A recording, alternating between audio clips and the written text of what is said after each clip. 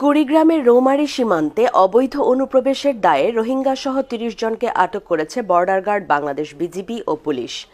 বুধবার ৭ মে সকালে উপজেলার বিভিন্ন স্থান থেকে তাদের আটক করা হয়।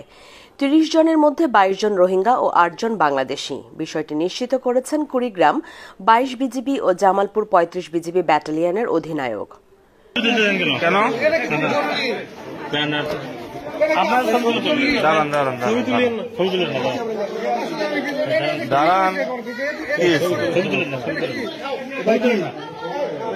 ছবি উঠালে কি সমস্যা?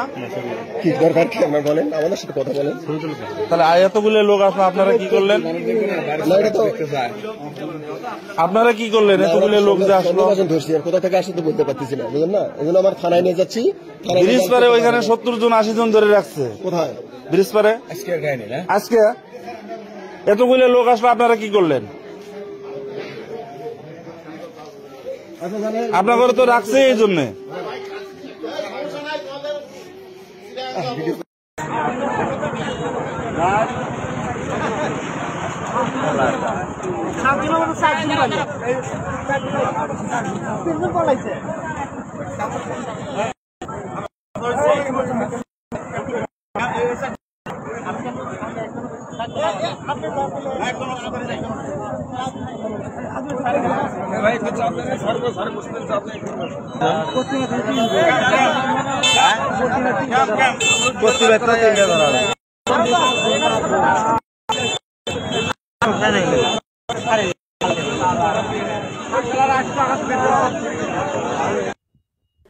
AKM Hasanuzzaman, BMF news, Roumari, Kurigram.